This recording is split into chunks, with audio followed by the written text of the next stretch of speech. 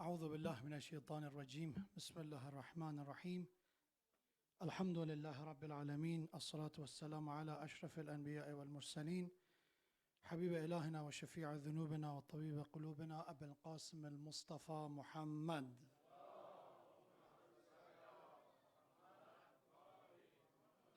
وعلى أهل بيت الطيبين الطاهرين المعصومين المكرمين سيما بقية الله في السماوات والأراضين روحي وأرواحنا وأرواح العالمين لتراب مقدمه الفداء. قال الله الحكيم في القرآن الكريم: إنما وليكم الله ورسوله والذين آمنوا والذين يقيمون الصلاة ويؤتون الزكاة وهم راكعون. صدق الله العلي العظيم. For the honor Maulana, the commander of the faithful and the leader of the pious Amir al-Mu'mineen Ali ibn Abi Talib, recite salawat ala Muhammad wa ali Muhammad.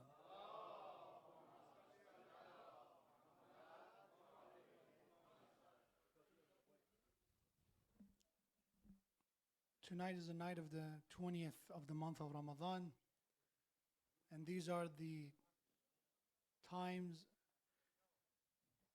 and the final hours of the life of Ali ibn Abi Talib, spent with his family, his companions, and those moments that he was conscious, he communicated with his companions and his family members.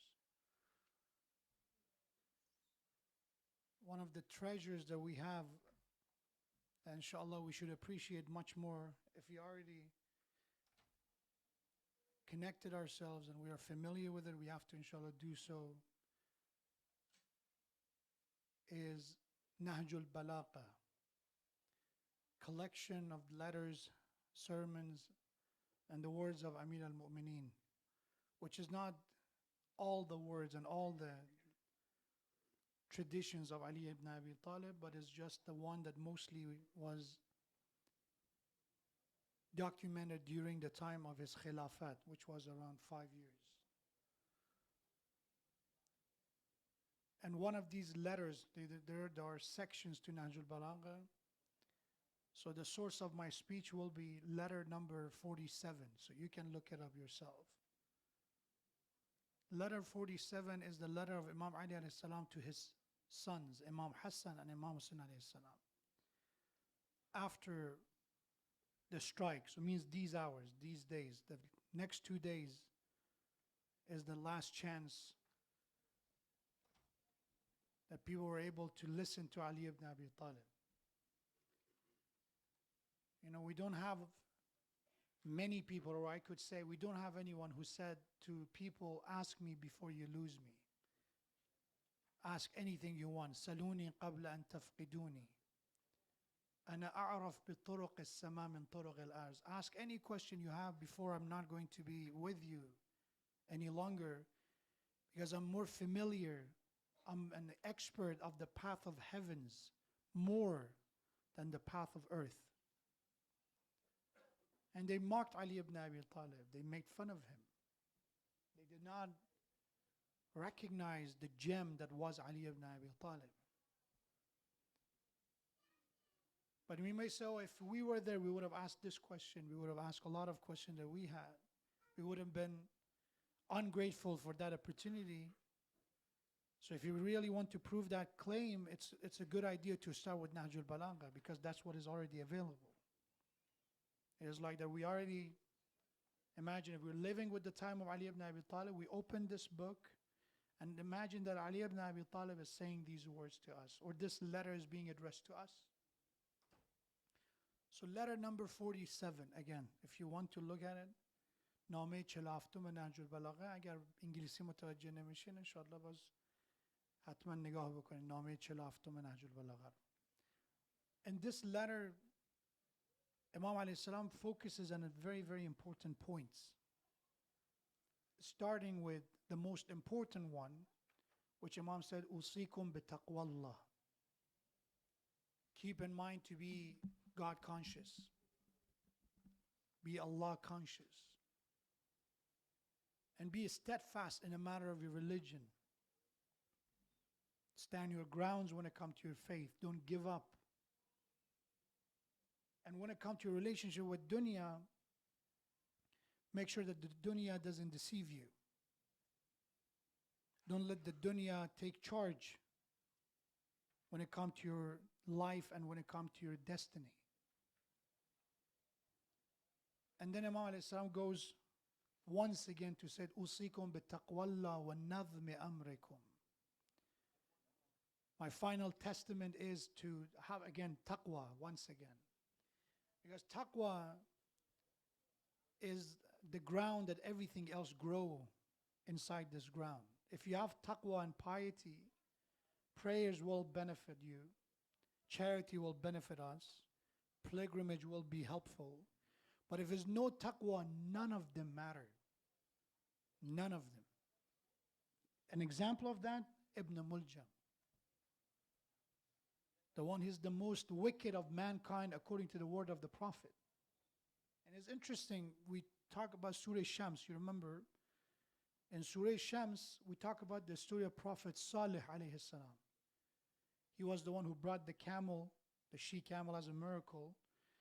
And eventually Allah subhanahu wa ta'ala said, when this miracle was presented, Salih said, don't hurt this camel. Let it drink from water. Let it be by itself. Don't cause any harm to this camel.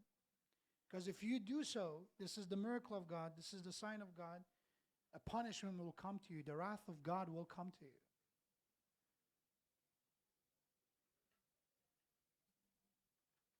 وقال لهم رسول الله ناقة الله وسقياها فكذبوه فعقروها فدمدم عليهم ربهم بذنبهم فسواها. So the word that Quran uses for the person who committed the killing of the camel is ashqaha.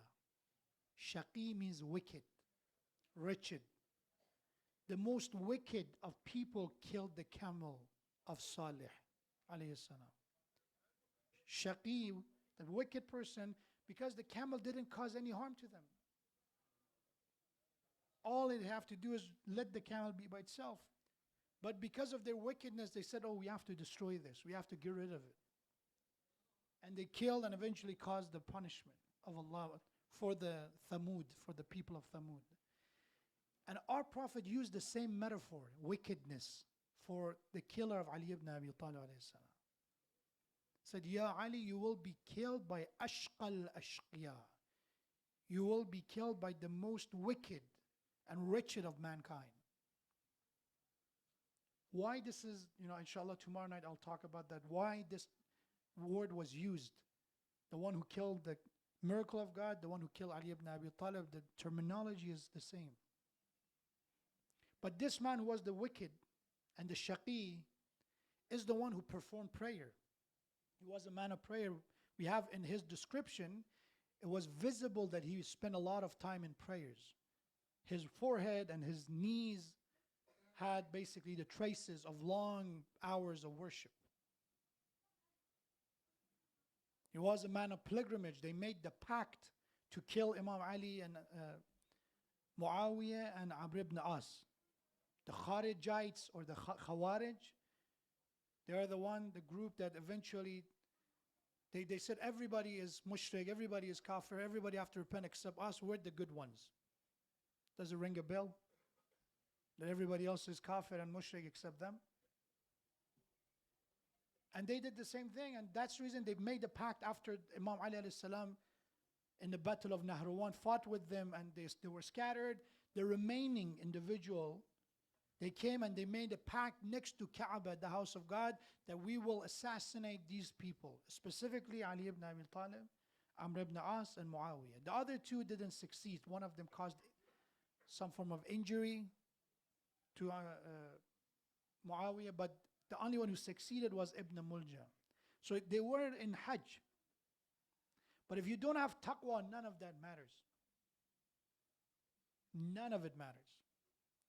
That's the ground. So even if you have the best type of seed and irrigation system, but if the soil itself is not good, well, you won't be able to grow anything. It's not the fault of the seed. It's not prayer's fault. It's not fasting's fault. It's not hajj's fault. They are potentially have so much power to elevate us. But if the ground, which is taqwa, is not ready yet, it will not grow. Somebody who's arrogant, even if they pray, as long as they don't get rid of arrogance, it's like just some exercise, some, stretch that they make every day, every now and then. So Imam Ali over and over repeats, Usikum bitaqwallah. Be God conscious. Have taqwa. Be fearful of God. And this taqwallah is over and over reminding yourself that don't take the control of everything to your hand. You're not the God. I am not the God. Because sometimes we say we believe in God, but somehow we are a mini God ourselves. We think we're in charge of everything. I have to do everything I want the way I want. I don't, it doesn't matter what Allah says, doesn't matter what Quran said, what Prophet said, what Ahlul Bayt said. I do it the way I want it to do. That's my way. Is my life. These words are indication of a level of kufr, the hidden and the concealed disbelief. Because when you say I believe in God, means that He is in charge. I have free will to decide to be submitted to that word, but when I believe in it, I also believe that what He says, it should have priority over anything I say. So if I have a conflict, if I have confusion, should I do this or not? In any decision in life, I listen to the priority, which is the word of Allah. That should be the case, right? Even when it comes to the Prophet of God, the same thing. That's the reason Quran said, imagine, because it's important, they're all interconnected. It's not one system. They're not different systems. When you talk about God, when you talk about Prophet, when you talk about Imam, there are chains of the same direction. They're not, all over the place. One says something and another says something different. Imam said what Prophet says. Prophet says what Allah says. That's it. That's our belief. That's the reason even Imam said, if you heard something that they said, an Imam said this, attributed, claimed that this is the word of Imam, but it doesn't match Quran. It doesn't match the word of Prophet. That's not our word. There is a standard, there is a criteria that you have to follow. And we have in Quran that specifically Allah said, make sure once you believe, you have to have that sense of submission. Don't be a mini God. Listen. Once you found, you have to. It's like once you're thirsty, you found, the water in the stream, right? You have that water in front of you, you have to drink from it. Once you found Allah, you found faith, you have to follow it. That's the way it is. It's as clear. But if you let arrogance take over, you will not be able to take advantage of it. That's the reason the entire verse was revealed. لا ترفعوا أصواتكم فوق صوت النبي. Don't raise your voice over the voice of Prophet. Why that verse has to be revealed? Stop teaching Prophet what he has to do. Stop screaming at Prophet. He is the messenger of God. Your job is to follow him. This is not to make us mindless followers, blind followers. It is once you believe this is the right leader, you have to follow, no excuses. If you go to people who have addiction, and when they go to rehab, so okay, once you have to want to be here to quit. Unfortunately, you have a lot of different kind of addiction. It's not anymore drugs addiction. We have so many different kind of addiction. There are actually right now there are programs for people with addiction to social media. Literally, they get paid. They charge you money to help you to get rid of addiction of using Facebook.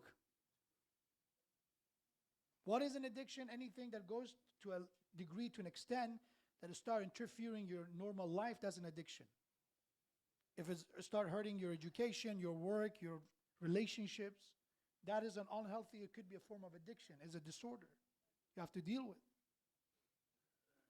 And they tell you once you're here, you have to listen. You can't say, oh, I don't feel like it, So no, once you're here, you have to listen. If you don't want to, you won't be able to get clean. That's the way. To what the Prophet Said, come to Prophet, because Prophet's job is yuzakihim, is to purify you.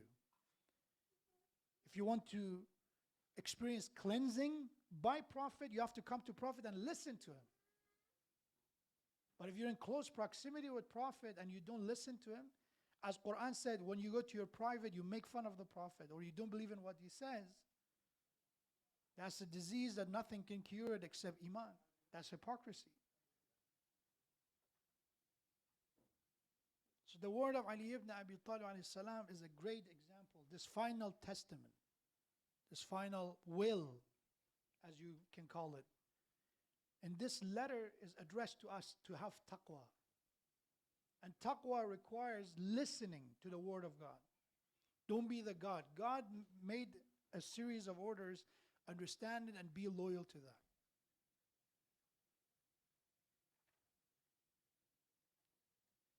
And then next said, وَنَظْمِ أَمْرِكُمْ. In final will of the Prophet is to have nazm, have order in life. Because the time we have is limited, the resources we have is finite, we cannot just wing it. You have to have a plan for your life. For hours and days, that's a nazm, an order. Ramadan is about nazm itself, right? You have to eat at this time, you cannot eat at this time. Everything is about time. It's the beauty of this religion that teaches about planning our day around certain activities. وَالنَّظْمِ أَمْرِكُمْ. So how many orders, if we begin from the beginning? Number one, taqwa, piety, God consciousness. Let God play the role of God, because He is the only one truly can be in that position. We have free will, but that does not make us a God. It makes us someone to rebel against the command of God, transgress against the command of God. But let Allah subhanahu wa ta'ala, when He makes a command, we believe He is the creator, He is the right source of guidance, let it do His job. And our job is to do Islam, taslim, submission. With understanding, with knowledge. And I said, don't count so much on religion and science. I talked about this topic before. We don't have any clash. We're not Christians. In Christianity, there's a lot of conflict between science and some of the beliefs in Christianity. For example, the history of the human history, how many years ago first people lived on earth and all that. They have a certain number, and anybody who doesn't believe in it, they contradict it, they don't believe it, but we don't have any issue with it. We don't.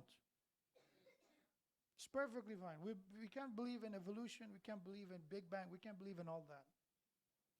Believe not in a sense of belief we can accept. If it become more than a theory, an actual fact, we can accept. Because ultimately we believe there is a hand behind all this. Even Big Bang, there should be a cause behind Big Bang. That's it, if I want to simplify things. What caused Big Bang? Can you create something out of nothing? That's a simple philosophical question we have to ask ourselves. Is it possible to bring something to existence out of nothing? And they said that with Big Bang, universe started expanding.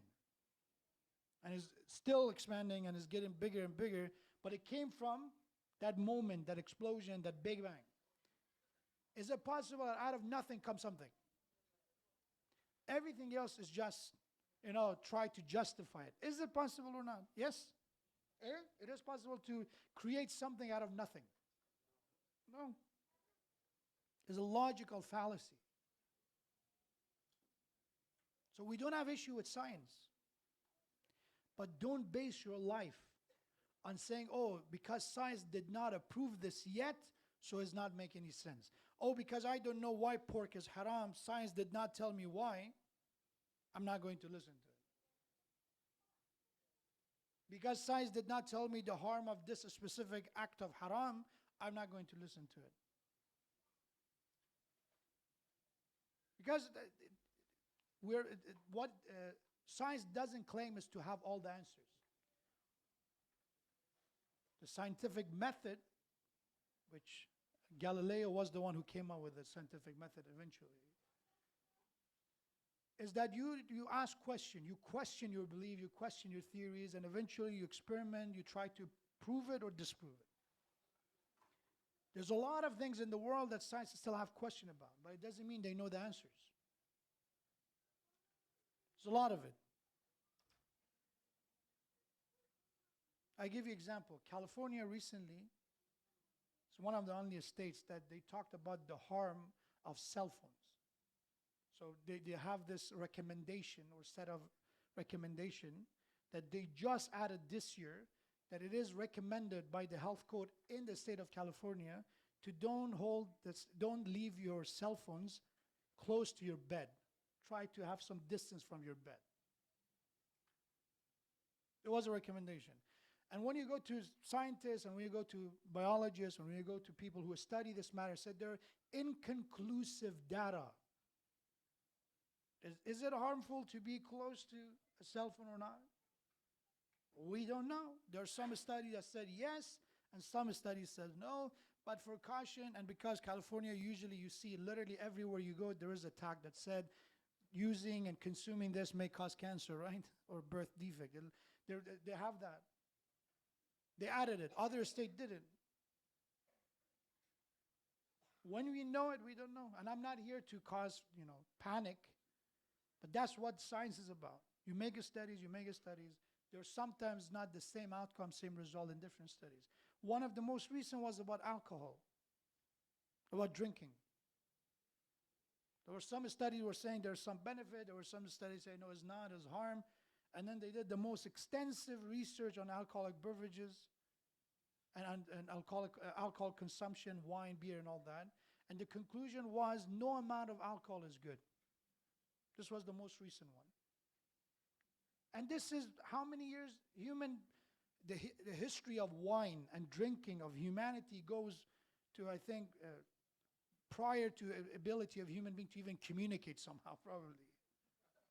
But the result, the outcome came today. A year ago or just a few months ago, the most extensive, conclusive study we can do. But question, did it stop big alcoholic companies to sponsor sports event? Did you see any change? Because the role of science is not to make a change in your life. They tell you the data, the outcome, if people listen or not, that's up to them. So like smoking, for years they said that smoking caused so many issues. Not only cancer, but there's so many other harms that comes from that. But did people stop smoking? But the power of faith, as Allah said, don't drink. And those who believed in it, they stopped drinking. Once God said it, that's it. Those who believed in it. And the other commands of God is the same concept. Don't forget that. Same concept. For example, recently, I think it was the beginning of Ramadan, the controversy of Neil Tyson, right? Neil deGrasse Tyson, the astrophysicist, the atheist.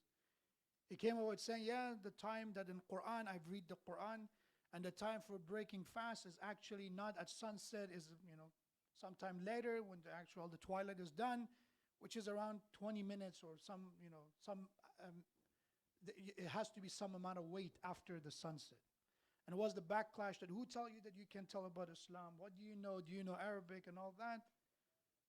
But that's the practice of a school of Ahlul Bayt since the time of Imam al-Sadiq and before that. That for us, ثُمَّ أَتِمُّ الصِّيَامَ إِلَى اللَّيْلِ, we have to complete fasting with night, not Maghrib. And night is that when the redness of the east sky arrives basically over our head, which again is not for the other school of thought, is just when the circular sun is hidden, that is the time. For us, that is not enough. The sun disappears and then we wait for the redness to reach above our head. And it's different and depend on geographical latitude and all that, but in our areas around 20 minutes you have to wait. But we don't need science to tell us. And there's no need to, oh, see, we told you so, right? He said it. No, we don't need it. Because he's the same one who don't believe in God. So the last person we need as a proof is to use his argument. And there's a lot of, you can call them additional support to what we believe. But the main reason we do what we do is the word of Muhammad sallallahu alaihi wasallam.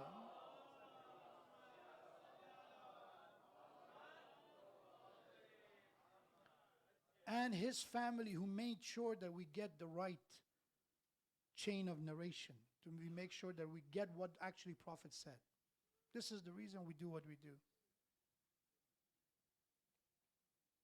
So it is good to have additional support, لِيَطْمَئِنَّ قَلْبِي, to gain some assurance, some comfort, to study these things about the benefit of fasting, the physiological advantage of fasting. All that is good, but the main reason we fast is none of that. We fast for taqwa, hopefully, that we may acquire God consciousness through that. All the other benefits are additional information. Additional. It's like when we're going to college to study, on our way we enjoy the weather, right? And we see what a nice day it is, and maybe probably we on the way we listen to something good and we learn something, but all that are secondary. The main reason you're going to college. Everything else is not essential. Fasting, essential reason is for the sake of Allah, for sake of self-purification, taqwa, virtue. Everything else is secondary. They're not essential. Why? Because one day if they start changing it, it doesn't make a difference. It doesn't. So, bitaqwallah, nazm amrikum, having order in life. And then the third one, Imam Ali alayhi salam said, and I finish with this one, salahi dhati baynikum, to reconciliate between yourselves. Reconciliation, islah, is to make peace between each other. Sulh is peace. Islah has the same source, same derivative, come from the sulh. Islah is when we see there is a dispute between two parties, between people. Salah dhat al-bayn is to try to fix it. And then Imam continued. And imagine this is the last hours of the life of Ali ibn Abi Talib alayhi salam. Said, and this is addressed to Imam Hassan and Imam Hussein. Said, indeed I heard from your grandfather Rasulullah that the ajr and reward, the thawab of doing reconciliation, to make peace between people, is greater. The reward is greater than any min ammati as-sawmi was-salah, from praying and fasting. Imagine we are praying and fasting, and the reward of fasting and praying, the thawab and reward of reconciliation to make peace and islah is greater than salat and sawm. So if I want to do a mustahab fasting, if I want to wake up for midnight prayers, these are mustahab prayers. If you want more thawab, use that time to call and fix two people's problem. Or if, God forbid, you yourself are the one did not speak to someone, that you broke up, the connection with your sibling, with your brother, with your parents, this is the time to fix. This is the advice of Ali ibn Abi Talib at his deathbed. This masjid is an example of this point. If we have communities, we will be able to maintain our identity of who we are. If we stick together, humanity in general, countries came to existence because of this, right? That you have a common goal, you come together, you support each other for whatever is the constitution or the rule of law that you believe in. You stick together and you create that union. Ummah, nations, community is something that will come to existence if people come together. Division means weakness. Division means weakness. And that is even including your relationship with your relatives. When you talk about healthy family, we're not just talking about parents having a good relationship. That's good. That's the most important step. But our children will be affected even how we communicate with our own brother. That also will have an impact. Our siblings, our parents, our cousins. It's not just I'm good with my wife. Because I noticed that when we talk about family, people just think about the nuclear family of parents and siblings and children and all that.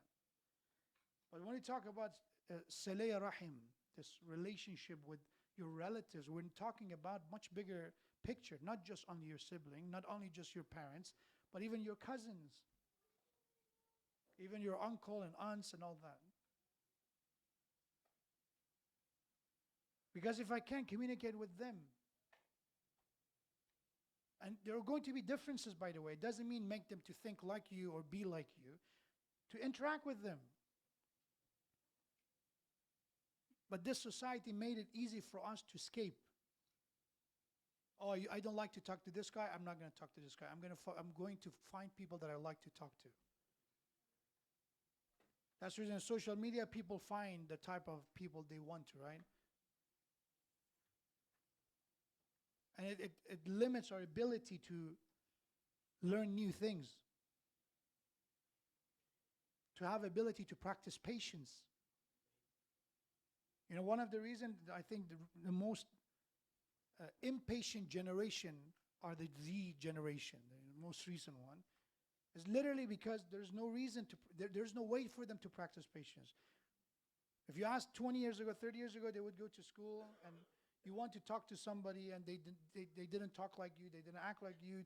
You were somehow to learn how to interact, to be patient, give them time, eventually to be accepted. But right now, they don't talk to you, you turn on your phone and you're with your phone, that's it. I don't need them. There's no patience for me to wait to make friends. The natural process and order is not there anymore. And same thing happens when to our adults as well. Do you want to go to your brother-in-law's house? No, they don't think like me, I don't like to sit with them. Do you like your, cousin's house? No, they're boring. That's it. We have nothing in common to talk about, and that's a solution we come up with. Let's just cut off. And then we have this division grow bigger and bigger and bigger. And we see some member of our community and even relative, you can't even recognize them anymore, who they were and who they become. And sometimes we gave up on them. We gave up on them, that's it. Salahi dhat al-bayn, reconciliation is about creating this ummah. Understanding that nobody's perfect. Understanding that everybody make mistakes. Everybody have flaws. And our job is not to make a judgment and then cut off from people. To do your best to connect with people. Not to forget your principles. Not to join the session of drinking, God forbid, with a group of drinkers.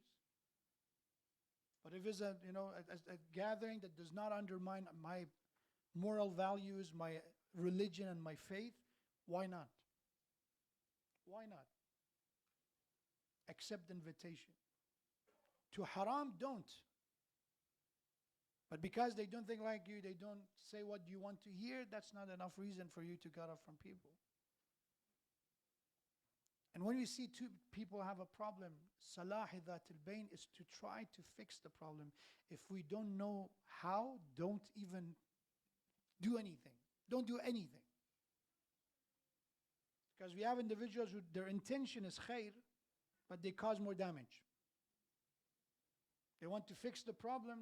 We have a saying that their intention was to fix someone's eyebrow, was not, for example, right? And they cause, blindness. They go for the eyebrow, they destroy the eye. I know in the cases like that. Two people have some issue, some marriage issue, right? And I know examples, real life examples, that these two people have issues was not very serious.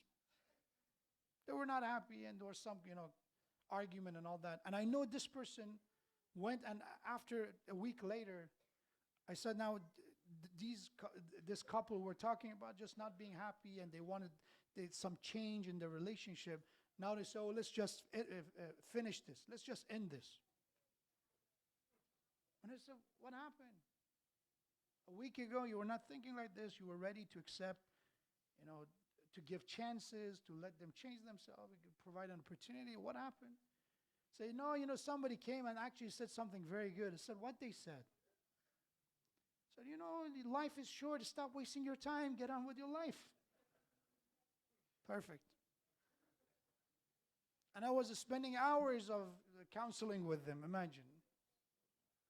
I was trying to fix something for hours and days and months, and somebody destroyed in one session. That's the reason destruction is very easy. If I ask you tomorrow, we want to, let's say, this masjid, we want to do construction.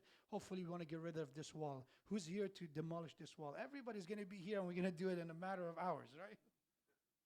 But we want to do that construction. We did it last Ramadan, by the way. Last Ramadan, we got the permit to do the construction. Right now, still the work is happening. Why? Because destruction, needs an instantaneous rage, anger. You destroy. Put all your frustration and you destroy something. But to build something, you can't use that. You have to think, rethink, plan, replan, double check. Is it the right way? Did we think about something else? It's about everything like that.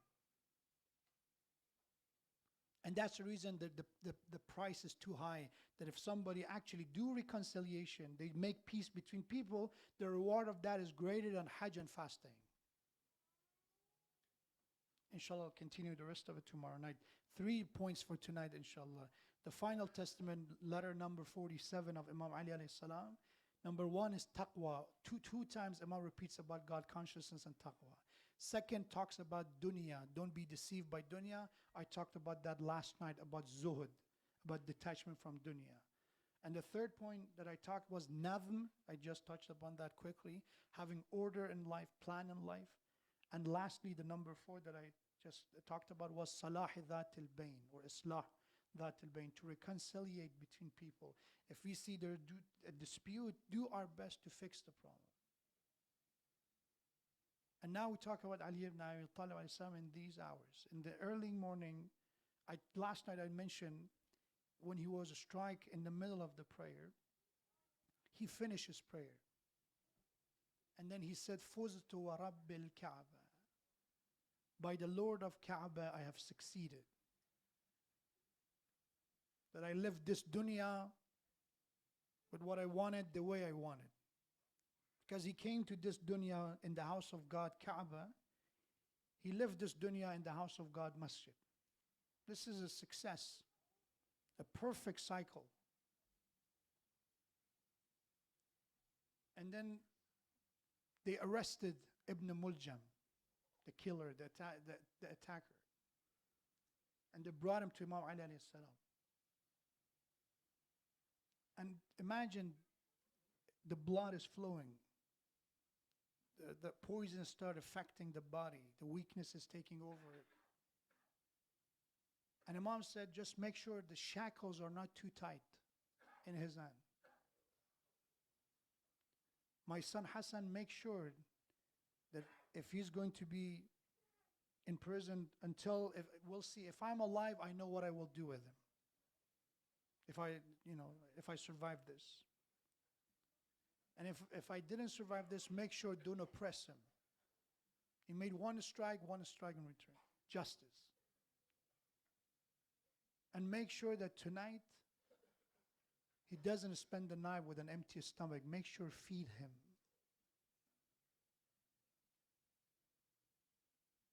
What we learn from Ali ibn Abi Talib, that he cares about his killer. Who is Ali? Who recognized Ali? A man that when he saw the tears of an orphan, a man of bravery, well-known bravery, will shake, will tremble. We have that one day Ali ibn Abi Talib was walking the streets of Kufa. He saw a woman carrying some grain and some water. He offered to help. She didn't recognize Imam Ali. She accepted. Imam helped her, brought the water, brought the grain to the house. And then when the door opened, Imam saw the children.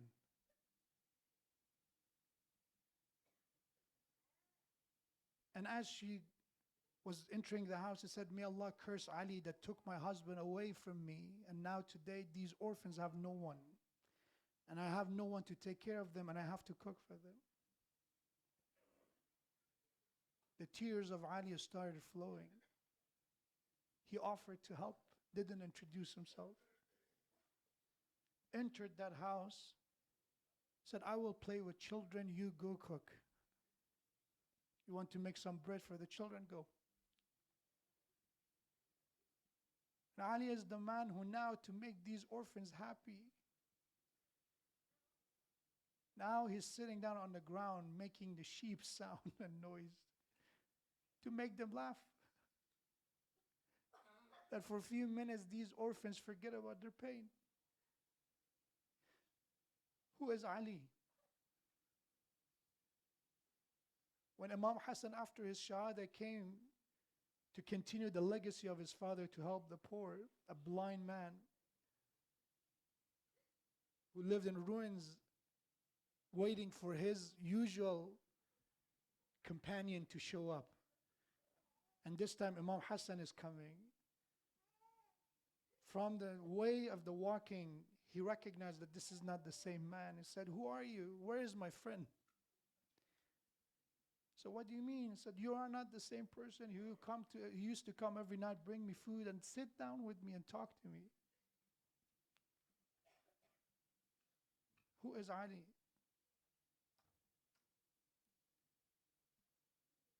They brought Ali ibn Abi Talib to the house. Imam Hassan alayhi salam helped his father, brought them to the house. The companions are around Imam Ali alayhi salam. Imam asked them to leave and just family stay. The daughters now, Hazrat Zainab and Kulthum, came. And when companions left, they started crying. And Ali ibn Abi Talib, until that moment, he did not say a word. He didn't cry or anything. But the moment he saw the tears of Zainab and Kulthum, he started crying too. So, "My daughters, don't cry. Have patience, have sabr." Ali was not able to see the tears of Zainab and Kulthum at that moment. "Ya Ali, where were you when the day of Ashura these two girls were crying? What this ummah did to them." "Assalamu alayka ya Abul Hassan, ya Amir al-Mu'mineen, ya Ali ibn Abi Talib, يا حجة الله على خلقه يا سيدنا ومولانا إنا توجهنا واستشفعنا وتوسلنا بك إلى الله وقدمناك بين يدي حاجاتنا يا وجيها عند الله اشفع لنا يا وجيها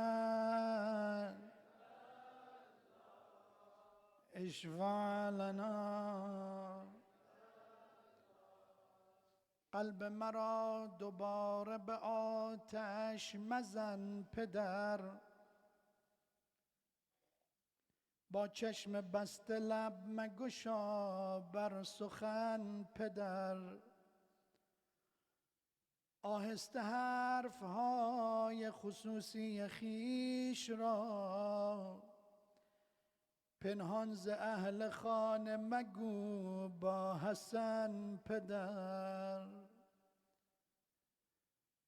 آهسته حرفهای خصوصی خیش را پنهان ز اهل خانه مگو با حسن پدر. طبیب بالای سر امیر المؤمنین وقتی که نگاهی به زخم انداخت رو کرد به امام مجتبی. آقا جان این شب آخر عمر پدرن، اگر وصیتی دارد بنویسید و گوش کنین. این زخم شمشیر نیست، زخم زهر است. وقتی که ضربه رو زد بر سر مبارک امام، وقتی آوردن روبروی امام، امام فرمود اگر من زنده بودم میبینم با او چه میکنم، به او کار نگیرید. خندید این ملعون ابن ملجم، گفت 1000 درهم این شمشیر رو خریدم، 1000 درهم با زهر این شمشیر رو آلوده کردم، از این زخم علی بر نخواهد خواست. سرد از ضربه شمشیر به هم ریخته است، تیغی فرود آمد و فرقت شکست. فرقت شکست و موی تو در خون نشست. خون قطره قطره از تب پیشانیت گذشت، چشم تو را در آن سحر تیره بست. زخم سرت عمیق شد اما تو را نکشت، آری تو را که طاقت این درد هست. زخم دل تو سر زد و جان تو را گرفت، زخمی که بر نداشت دمی از تو دست. حالا دوباره هم دم زهرای خود شدی، دیگر بس